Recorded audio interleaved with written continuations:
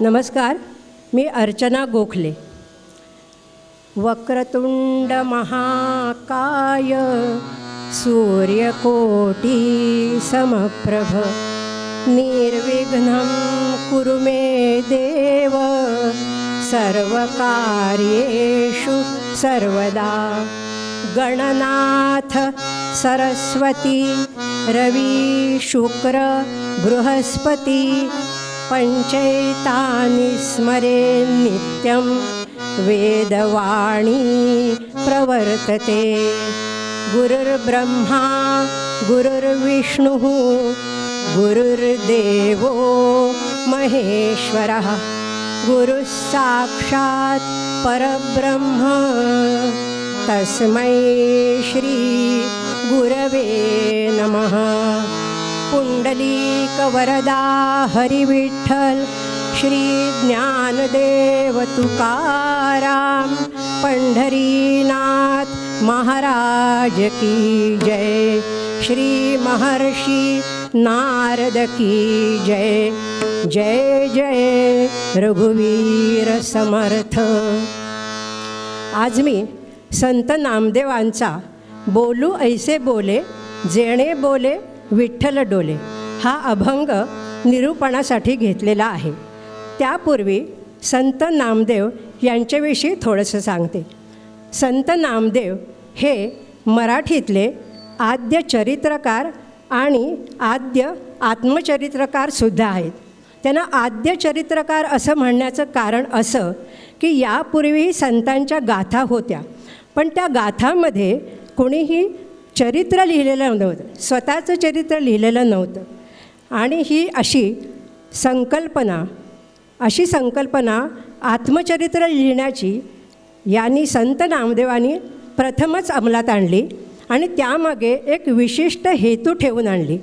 त्यामागे हेतू असा होता की एखादी घटना किंवा एखादा प्रसंग हा त्या संतांच्या आयुष्यामध्ये खरोखरी झाला होता की नाही असा संभ्रम पुढे राहू नये याकरता त्यांनी आत्मचरित्र लिहिण्याला सुरुवात केली.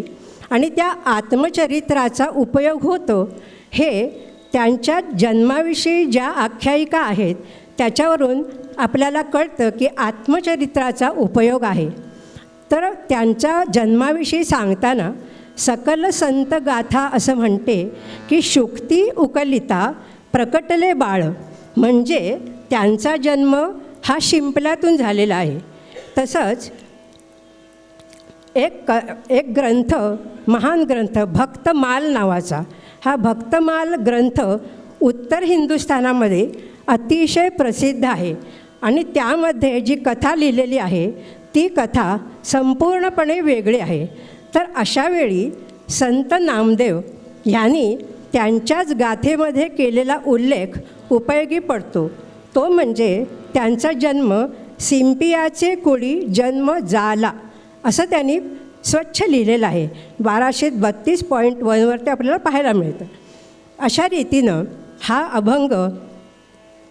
आता त्यांच्या आणखीन दुसरी एक महत्त्वाची त्यांचं कार्य सांगायचं म्हणजे त्यांनी आपल्या धर्माचा म्हणजे आपल्या भागवत धर्माचा प्रसार सबंध भारतभर म्हणजे उत्तर हिंदुस्थान, दक्षिण हिंदुस्थान, पूर्व पश्चिम सगळ्या प्रांतातून त्यांनी हिंडून त्यांच्या भाषा आत्मसात करून त्यांच्या साहित्यामध्ये आपलं साहित्य घातलं.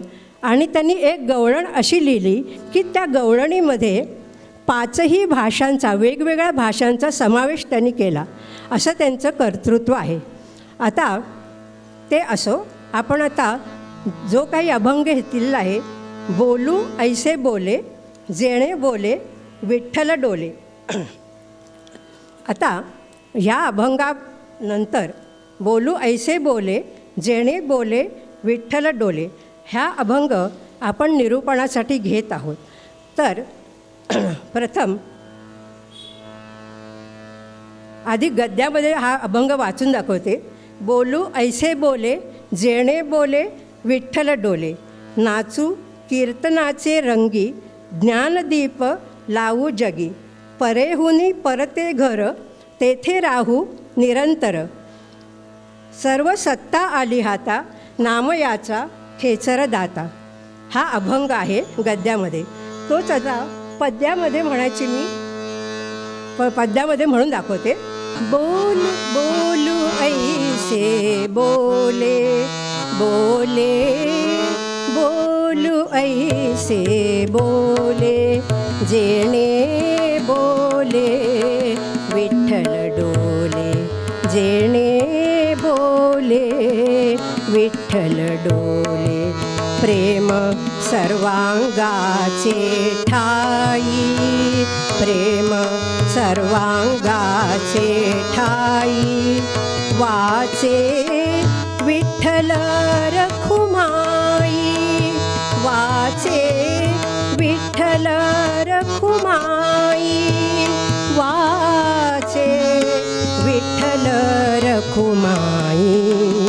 बोले बोलू ऐसे बोले बोले, बोलू ऐसे बोले, जेणे बोले विठ्ठल डोले.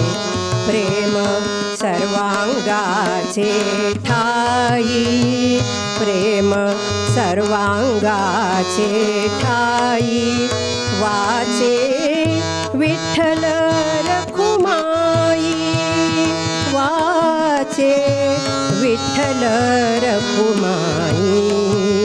बोले बोलू ऐसे बोले.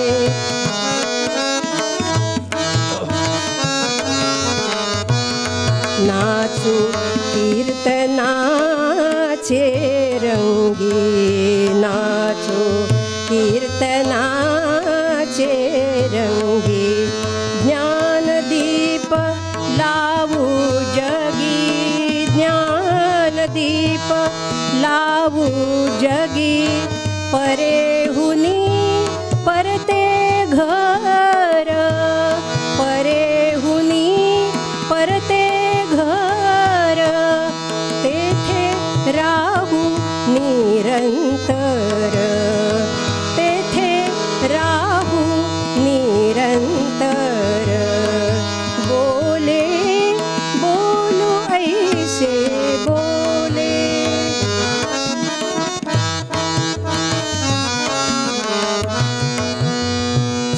सर्व सत्ता आली हाता, सर्व सत्ता आली हाता, नाम याचा खेचर दाता, नाम याचा खेचर दाता.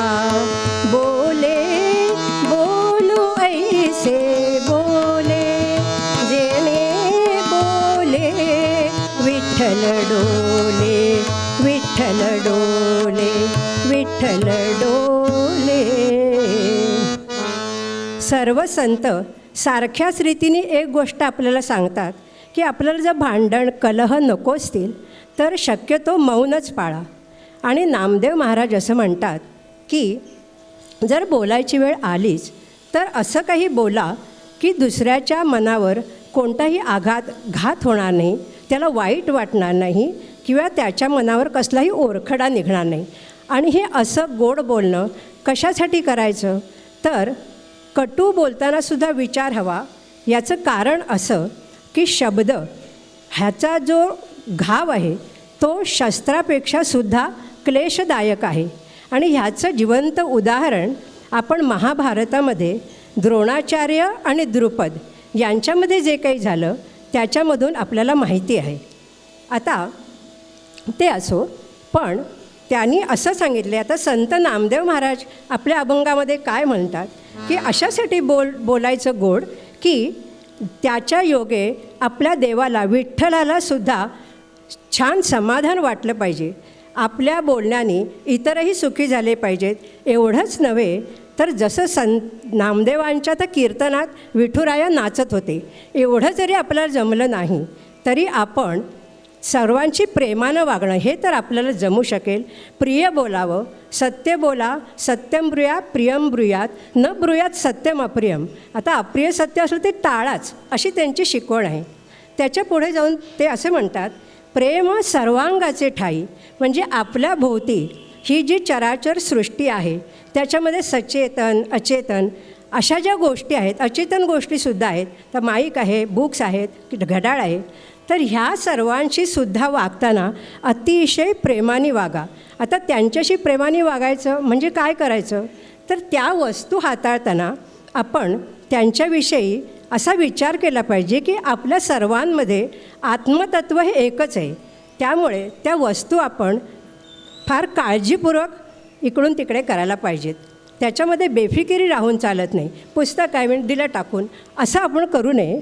सगळ्या गोष्टींमध्ये ते आत्मतत्व एकच आहे म्हणून त्यालाही वाईट वाटता कामा नये. अशा अर्थी त्यांना आदराने आणि प्रेमाने वागवायचे. आणि मुखाने काय घ्यायचं आहे, मुखे वाचे विठ्ठल रखुमाई. आणि हे असं सगळं करीत असताना आपण मुखाने सतत विठुरायाचं नाम घ्यायचे. आता हे दोन्ही करीत असताना काय परिस्थिती होईल की आपण सगळे एकमेकांशी प्रेमाने वागतो आहे, आदराने वागतो आहे, सतत विठुरायाचं नाम घेतो आहे, तर त्याच्यामुळे जे काही वातावरण निर्माण होईल ती अगदी कीर्तनाची अशी पार्श्वभूमी तयार होईल.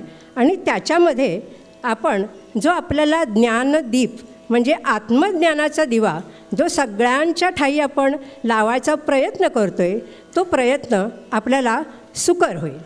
त्याच्या पुढेही जाऊन ते असं म्हणतात, परेहुनी परते घर. आता इथे असा अर्थ आहे, परेहुनी हा शब्द, परा हा शब्द वाणीसाठी वापरलेला आहे. आपल्याकडे ज्या 4 वाणी आहेत, म्हणजे आपण सध्या ही बोलतो ती वैखरी, परा, पश्यंती, मध्यमा आणि वैखरी असे 4 वाणींचे प्रकार आहेत. त्यामध्ये आपण सामान्यपणे बोलतो ती वैखरी वाणी. त्याच्या पुढे पश्यंती वाणी. ह्या वाणीकरता आपल्याला शब्द उच्चारावा लागत नाही, कारण तिचं स्थान गळ्यामध्ये आहे. म्हणजे आपण एक उदाहरण घेतलं की आपलं नातवंड तिकडे अभ्यास करते आणि तिकडून सहज चक्कर टाकताना लक्षात आलं, अभ्यास करता ते आपलं उघड्या पेनाने बॉलिंगची ॲक्टिंग करते. अशा वेळेस आपण त्याला असं नाही करायचं असं न बोलता एवढं केलं तरी बास होतो. हा जो संदेश देणारा, इशारा देणारी ही जी नुसती आवाजातली वाणी आहे ती आपली पश्यंती वाणी आहे.